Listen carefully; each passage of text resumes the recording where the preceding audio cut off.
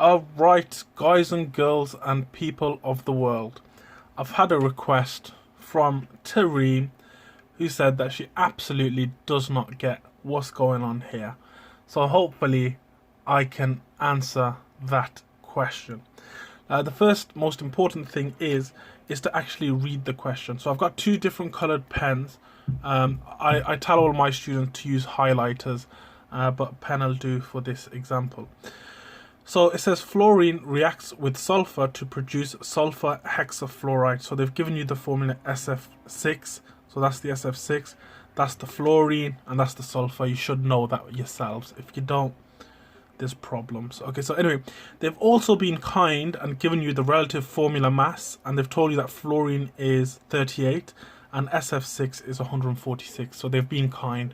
If they wanted to make it harder, they wouldn't give you that, but in this question they have, and it's a 5 marker, so easy 5 marker. Now here it says calculate the mass of sulfur hexafluoride. Now I'm going to underline sulfur hexafluoride in red. Now it doesn't matter what color you use so long as you're using two different colors. So calculate the mass of sulfur hexafluoride produced when 0.950 grams of fluorine is reacted in excess of sulfur. Okay, so the two that you're interested in based on the question is calculate the mass of sulfur hexafluoride produced when 0.95 of fluorine is reacted, and this one is just to trick you. Okay, you're not interested in this one at all. You're interested in these two here. So like I said, I've got sulfur hexafluoride in red, so I'm going to go up here and I'm going to highlight that in red as well. And I've got my fluorine in green, and so that's my green as well. So the only two things that I'm interested in are these two here. So I'm going to rewrite the equation. That's my first step. So my first step is I'm going to write the only things that I'm interested in is 3F2 makes, change my color, SF6. So that's my first step. So I know that these are the only things that I'm dealing with. Now the other thing is, guys, this exam paper is yours, okay? So long as you're being reasonable, you're not excreting on it or anything, you can do pretty much whatever you want. And obviously it says don't write there, but whatever. So here I'm going to draw a nice big line down the middle so that I don't get mixed up and I'm keeping both things on each side. So now what I'm going to do is, the way I answer these questions is I look for a fill in the gap type exercise. You'll see what I mean. I always write N, M, MR, and my KDR. Now I call it KDR because we all like to play a bit of Black Ops now and again, but really you could just stick with R, and it stands for ratio.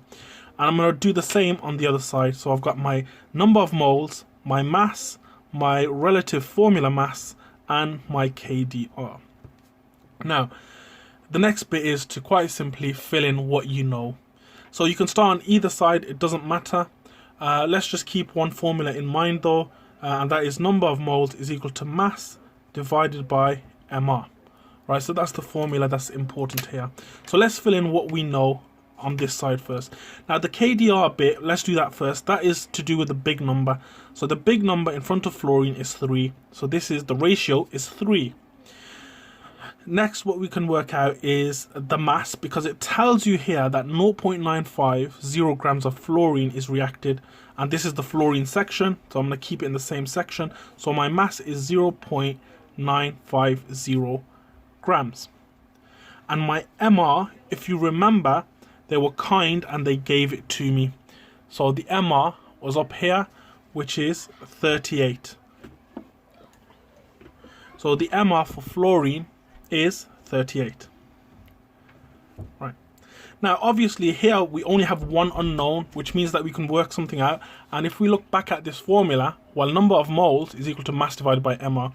So I'm just going to write that here. Number of moles equal to mass divided by MR. I'm going to stop there and just do the same fill in the gap principle here and see what we get. Okay, so if we look at this formula, SF6, or this side of the equation, let's see what the what information we get from the question. So the KDR, or the ratio, is 1. If there's no number in front of it, that means the ratio is 1. So here, my ratio is 1.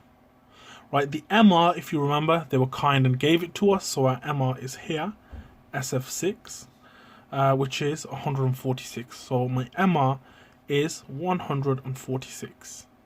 And the mass for this one, if you remember, so it says calculate the mass. So in other words, the mass we do not know. And therefore, we don't know the number of moles either, because number of moles is equal to mass divided by MR. But do we know the mass? No, we don't. So can we work out the number of moles? At this present moment in time, we cannot. So the mass here is an unknown. So we're just stuck right there. So that's when we come back to this equation here. So here, so as you can see, what we've done is we've worked out which side we need to work on first. This one has 2 unknowns, so there's no way we can complete that. This one has 1 unknown, which is the number of moles. We can work this out. So number of moles equals mass divided by MR. And the mass in this case was 0.950 grams divided by 38, which is equal to, now if you plug that into a calculator, which I'm going to do right now on my computer, so 0.950 divided by 38, it's equal to 0.025. Now that's the number of moles when you've got what ratio? When you've got a ratio of 3, right? But however, if you look at this side, right, look at the ratio here. So on this side we've got a ratio of 3, when our number of moles is 0.025 with a ratio of 3, so that's the big 3 in front of it. Here though, our ratio is 1. So to get from a ratio of 3 to a ratio of 1, what do you need to do? Well, the answer is you need to divide this by 3. So whatever the number of moles is here, we need to divide it by 3. And that's what the ratio tells you, what you need to do with the number of moles, whether you need to multiply or times or divide. So what I need to say here, well, my number of moles, we don't need this equation because we can work it out by ratio, is equal to 0.025 time, or divide by, sorry, because we're going from 3 to 1, divide by 3. And let me do that on the calculator. So it's divided by 3, which is equal to, so the number of moles here is equal to 0, oh, why am I writing in green? Should be in red.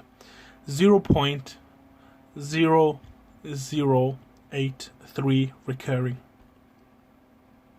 So now we've got the number of moles, we've got the MR, we just use the KDR to get our number of moles by way of ratio.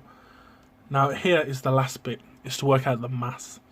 Well, we can rearrange this equation, the number of moles equals mass divided by MR, to get M is equal to N times MR. And if you need help with the triangle, you know, you need to get help for the triangle, but I'm not going to explain the triangle here. So M equals N times MR, which is equal to that number there, which is still in my calculator. I've not rounded it yet. So it's that number there. So it's 0.083 recurring multiplied by 146. And if we multiply that number by 146, it comes to 1.216 recurring, while to 3 significant figures, which is what the question was asking here, 3 significant figures, that becomes 1.22 grams, and that's the end answer. So hopefully that helps. That's how I teach this. I teach it by fill in what you know, look at the unknowns, use the ratio to work out a number of moles, and then rearrange equation to get the end answer. That's how I teach it. I think that's the simplest way. Hopefully that's helped. If it hasn't, we'll go through some extra questions when we're back at school. Bye.